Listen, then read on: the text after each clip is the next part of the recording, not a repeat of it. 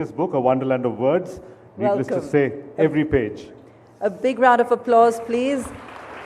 In this fireside chat, titled Shifting Grammar of Geopolitics, we'll hear his take on how the language of global power is changing and what that means for India's diplomatic playbook.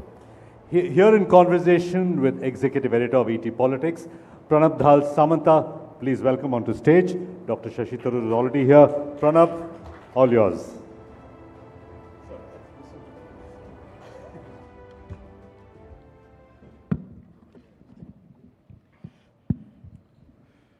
Good evening. Good evening, Pranab. Looking at you, I'm reminded back about 2 decades, you were contesting the UNSG elections. We met. I was younger, grown much older. So was I. No, but you look remarkably the same. Oh, I don't think so. But anyway, thank you. But let me tell you, the UN has changed a lot. Yeah. And somewhere forget about the relevance, but when you look at the way the UNSC is locked in conversation, the P5, now here's a question to you, to just start off, is that whole edifice post-World War II, and you've been part of that system. Has the expiry date come? Expiry, I hope not, because I think we can't do without some sort of forum where we can get all the countries of the world on a common platform. But certainly the golden days of the UN were the days that I had the privilege of witnessing its relevance to a vast variety of situations and working closely with one of the great Secretaries General in Kofi Annan. There's been a certain decline since. And it's not just because the superpowers are unable to agree on most things to do with peace and security, so the ineffectual nature of the Security Council's work is highlighted practically every day, but it's also because of the fact that we are facing, I think, an increasing tendency to move away from multilateral solutions to global problems. More and more countries are acting in their own interests. To some degree, there was already a sort of process of deglobalization that appeared to have started soon after the financial crisis at the end of the first decade of the century, but it got a real acceleration after COVID, when suddenly people felt their vulnerabilities to other countries supplying essential goods and so on, and they suddenly decided that their first obligation was to themselves, and I don't think they've shaken off that attitude. So both in terms of moving away from multilateralism and in terms of the fact that the principal role for which the UN is known in the world of maintaining or upholding peace and security has become unviable with the quarrels between the major powers. Does that mean more conflicts, you envisage more military conflicts moving ahead, even in our neighborhood? Well, I don't know about our neighborhood to begin with, though we've had one lasting 88 hours earlier this year. But certainly there was, I think, it's pretty clear, for example, that having seen not that long ago one Security Council member invading a member state without the approval of the Council, and now we've seen another one do exactly that a decade and a half later, this is not auguring well. And it certainly sets a precedent, for example, that China might well be inspired to follow tomorrow. The UN's effectiveness rested on a certain precarious balance of interests amongst the big powers. That balance appears to have teetered off the cliff. And the refrain we have here from New Delhi is the reform of the UN Security Council, expansion, more teeth, more members. Do you think that's the way forward? We've been saying this and hearing it for a very long time. I was at the UN when Secretary General Boutros Ghali announced in 1992 that he hoped the Security Council reform would be done and dusted by the golden jubilee of the organization. When was that? 1995.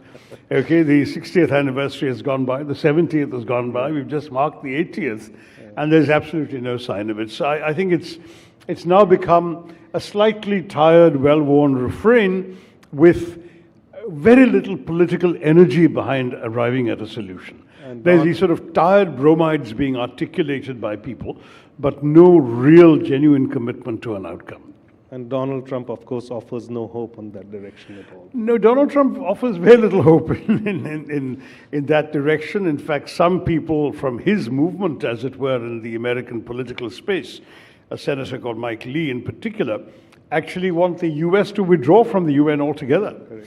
which I certainly hope doesn't happen, because I mean, whenever I hear about all of this of, can't we drop the UN and so on, I'm reminded of a crack by an old Soviet diplomat of the early 60s, Ambassador Yakov Malik, who said whenever he hears this kind of thing, he said he's reminded of a story of Adam and Eve in the Garden of Eden, when Adam finds that Eve is becoming a bit indifferent to him. So Adam says to Eve, "Eve, is there someone else?" Now you think about that for a minute. Is there someone else? Is there any other alternative to the UN as a mechanism, a platform that brings every country on earth together? There isn't. So we just have to make the best of what we can, with all its imperfections, flaws, and periods of weakness. Right. But I'm tempted to ask this, since we actually moved into the Donald Trump part of my... You've seen this now for 6-7 months, and you follow American politics also very closely. You're a great writer. Give us a headline. If you were to give a headline to a Trumpian world, what would that headline be? We've just heard Piyush's allergy to headlines, so I'm not going to. No, I'm not going to give in to you on that. You're not going to hide under that. I mean, but I'm asking you to give a headline as an editor. The obvious thing is that Mr. Trump is unpredictable, that he has to put it bluntly, an extremely unusual style amongst the world's history of heads of governments. I don't think we've seen anything quite like this. His negotiating style is itself a challenge, and the combination of a certain lack of diplomatic tact and a certain, shall we say, a certain willingness to do things that nobody else in his position would have thought of doing or saying has stung us. And what's worrying is that there seems to be a willingness to just discard offhand a quarter of a century of very serious, dedicated, devoted strategic engagement with India, which involved also persuading India that there were a certain set of assumptions in Washington that New Delhi should be happy with. And suddenly that whole thing has been tossed aside, and it's a bit of a shock. See, you carried the folder post-Sindoor. You went to the United States. Yeah. And you engaged with a lot of... Absolutely. At every level except Mr. Trump. I saw Vice President Vance, I saw the entire establishment, such as it was, of the State Department. I saw the members of the Senate Foreign Relations Committee and the House Foreign Relations Committee. I met every single think tank. I spoke at the Council on Foreign Relations. I met the media. I spoke at the National Press Club. I don't think there was much left. And throughout, I can assure you, we got a tremendous amount of positive response. Did you pick up anything of this sort going? Not at all. On the contrary, we got an absolutely positive level of engagement at every level in the United States. Understanding of our position, sympathy for us on Pahalgam, support for what we had done. I can tell you the Vice President actually said, "We respect the restraint and responsibility you have shown." Once I'd explained the manner in which the operation had been conducted, there was total receptivity and engagement. I cannot tell you how pleased we were when we left with the quality of our meetings at all levels of the United States. And so this was a shock for every one of us who'd been to Washington on that trip, and I think to most people in It was India. a shock. And was it also a shock that he had a meal with Asim Munir? Which, sorry? Yeah, I mean, that was a bit of a puzzle. First of all, I don't think there's any precedent for a military officer who is not a head of state or government to be received by the president in the White House. So that's a completely unprecedented action. And the fact that it was done with so much warmth and bonhomie was also surprising. I can tell you frankly that on this particular thing, there's obviously a personal element in what Mr. Trump is saying and doing that we'll have to reckon with. The American system does give an enormous amount of latitude to the personal tastes, foibles, and whims of the man in the office. I mean, the assumption has always been that the system will throw up people who are so seasoned by the process of politics that they will be moderate and measured and responsible in every utterance and every decision. We don't seem to have that right now. And so all of us, I think, not just India, but every country in the world is having to very quickly readjust its sights in understanding and relating to the central. It's quite surprising that it's the allies who are getting hit most with all the shifting grammar, as we titled. Absolutely. And you know, you've seen the way in which Mr. Trump spoke to Mr. Zelensky in the White House the first time. He was a little better off this time, but he had a rough time the first time he went. You've seen the way in which some of those NATO meetings and meetings with the European leaders have gone. We're in a very, very different sort of diplomatic world at the moment with Mr. Trump. Let me just work on the title a little bit. I was thinking it's shifting grammar, but I also noticed that you're a big cricket buff. So I was wondering, is it a bad heading lay or a Perth pitch where you have to bat? If you were to pull out a shot in such conditions, what would that be? Well, I mean, certainly there's no question that with Mr. Trump, the second innings, the pitch has deteriorated considerably. The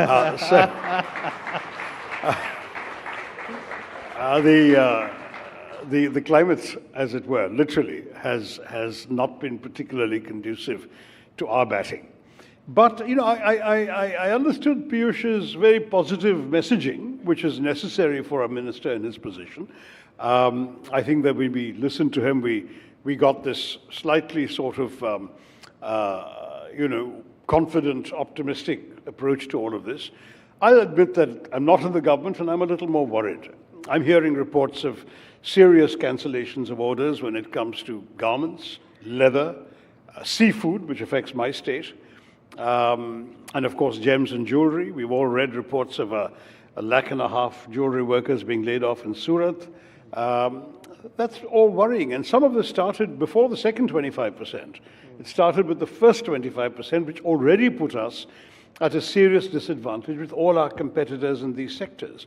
Thailand, Vietnam, Indonesia, Philippines, Pakistan, Bangladesh, they're all between 15 and 19%. So 25 already puts our exporters at a negative premium, and that has to be negotiated down, and that's what our Commerce Ministry under Piyush was negotiating with the Americans. I'm afraid that that 25 has to come down, or we are in deep trouble in a number of sectors where we have been doing well in the US. The second 25%, of course, is the killer. Yeah. That's not really a tariff, that's a sanction. That is an absolute sort of geopolitical bludgeon that's been applied on us, with the indirect target being Russia. And the very fact that on the 27th of August, we could be at 50%, unless it's held in abeyance at the last minute, and that China will be at 30%, despite importing far more oil and gas from Russia than we do, suggests to me that the cards we hold are not as strong as we'd like to claim. So what would be the prescription you would put out? Look, I mean, I think some of the answers are obvious. Piyush himself implied some of them. One is diversification of markets, obviously indispensable. We have to go and look to other countries. We've got a good UK free trade agreement. We're talking to the EU. There are other agreements in the works. Great. And then much more stimulus to domestic demand, so we can actually have the domestic consumption rise to a point where we can absorb some of this. Those two are the obvious things. And then, of course, exploring completely new markets. I mean, we haven't shown enough energy over Africa. There are successful economies in Africa growing. Let's go and get those markets, and other markets in Asia as well. So to my mind, the answers are obvious. Getting there is not going to be easy, and there will be pain in the short term. One thing Piyush didn't mention, which because I'm not in government I can fool around with, is maybe there should be some very enterprising Indian importer in the UK who can import a lot of these items at duty-free prices, repackage them as made in the UK, and sell them to America. I mean, that's something else that could also happen. Okay, diplomat, politician can also be a good businessman.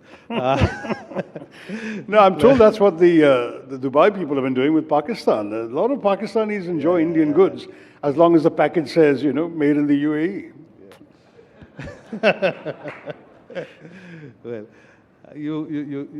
it's nice, the friendly banter you bring in when you're talking about the trade minister, and we also see your comments in public.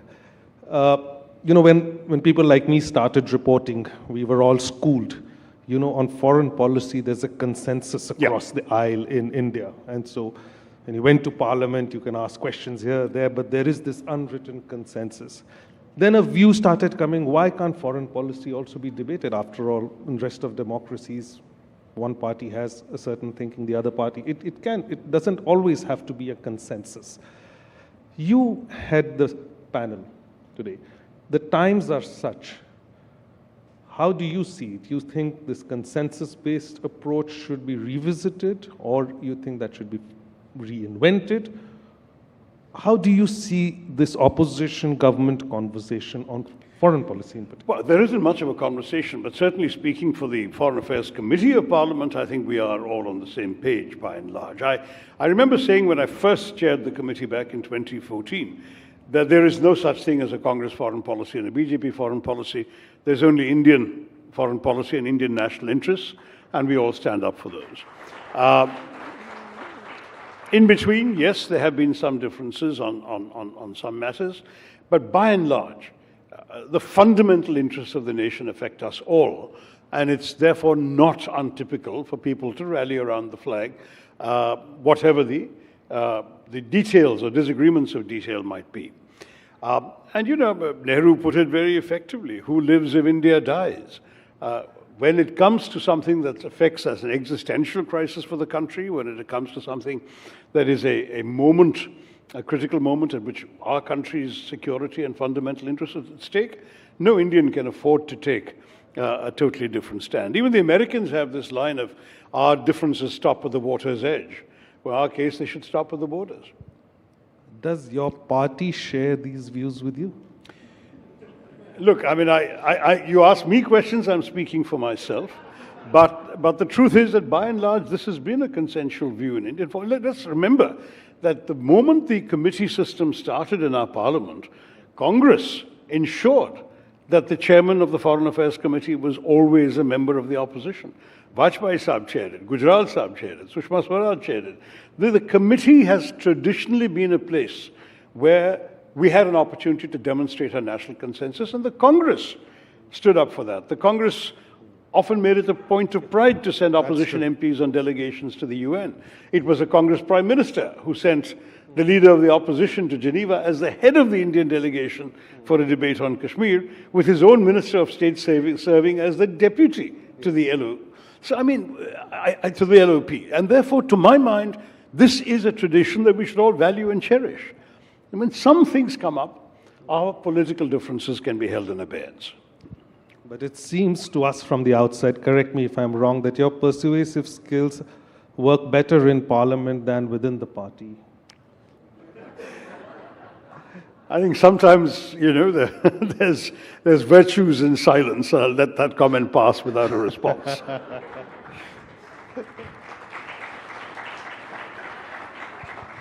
My late boss at the UN, Kofi Annan, he used to spout lots and lots of profound wisdom at me over the years. But one of his lines I haven't forgotten is, remember, Shashi, there are no silly questions. There are only silly answers.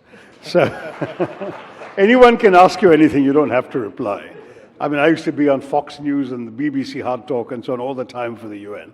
So one just has to know what not to say. I'll try to live up to that. All right. I'll get away from domestic politics for now. I'll come back. But just because you have an understanding of multilateral politics, and do you understand this world better than anybody else? When you look at India's groupings now, BRICS, Quads, SCO, which is your favorite acronym? When I look at what, sorry? The membership, the Indian memberships, BRICS, Quad, SCO. Is there an acronym which you would prefer, or is it just good enough to be? I like them all. In fact, I used to celebrate the fact that at one time, our foreign ministers would meet their Russian and Chinese counterparts in RIC. Then we would add the Brazilians and the South Africans, and we'd have BRICS. Then we'd kick the Russians out but add the Chinese, and we'd have BASIC for environmental negotiations. Then we kick the Chinese out too, and we'd have the other three for IBSA, for South-South cooperation.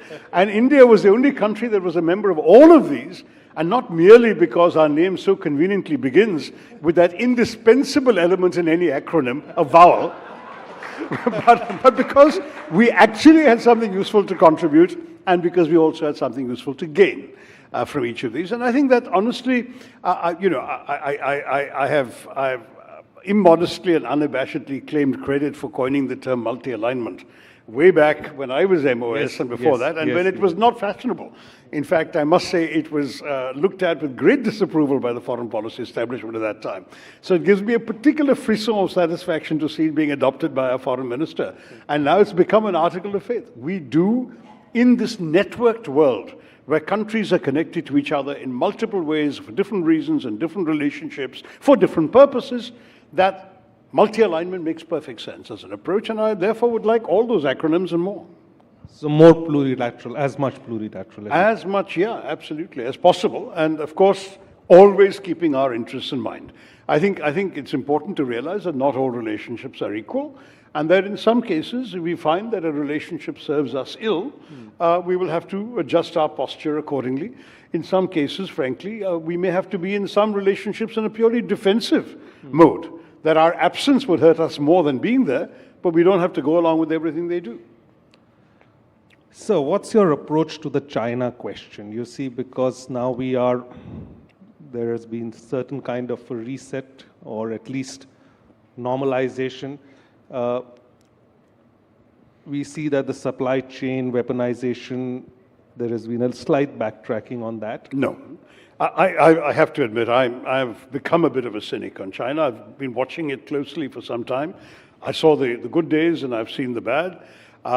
I think China has a very, very clear negative strategic orientation towards India for a multiple set of reasons which we don't need to worry about too much. And I think it became apparent just this year. What have we seen? We've seen the withholding of rare earth magnets and minerals, which we can't get from China. We have seen the cancellation of tunnel boring machines. We have seen the withdrawal of 300 technicians and engineers from Foxconn's factories. These are not just administrative arrangements. These are very deliberate decisions that have been made by the Chinese to cut back on any particular sort of ideas we might have that we can become a manufacturing alternative in any of these areas. Then we've seen the extraordinary real-time convergence of China and Pakistan during Operation Sindoor. It's perfectly all right for any country to sell weapons to any other country and for those weapons to be used. We can't complain about that. But there was real-time Chinese cooperation with the Pakistani military, as our military has revealed. So in these circumstances, we have to ask ourselves why, and we know why. I mean, they're not terribly happy with the way the border stands, the LOC. They're not very happy with our rise, quote unquote, and they're also not terribly happy with, I mean, let's put it the other way around. They're very happy with the stake they have in Pakistan. And because they have such an enormous stake in Pakistan, the single largest project under the Belt and Road Initiative is the China-Pakistan Economic Corridor. And for them, you know, they used to take an enormous amount of hassle to get goods to Western China. They had to go from the Straits of Hormuz or the Suez Canal, past India, through the Straits of Malacca, into the South China Sea. They had to unload in Guangzhou or Shenzhen, then go all the way across by road, across the highway to Western China.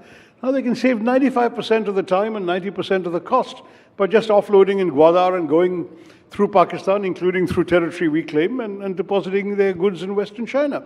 These are enormous stakes, and there's every reason why the Chinese will always feel that we are obviously, Pakistan has an existential problem with us, and China will feel that that's the side they want to be on. But the shifting tonality of the Chinese in the last few weeks and some of the decisions they seem to be taking back, how do you respond to that? No, the shifting tonality has often been there. Look, the Chinese have said sweet things in the past. There's been just before Galwan, there were a number of positive noises. Xi Jinping was on a swing in Ahmedabad when the PLA first marched in and occupied and sat on our territory. We've had the entire setback in the well, you know all the examples, but the Demchok issue, the Depsang issue, the Doklam issue in 2017, the 72-day standoff.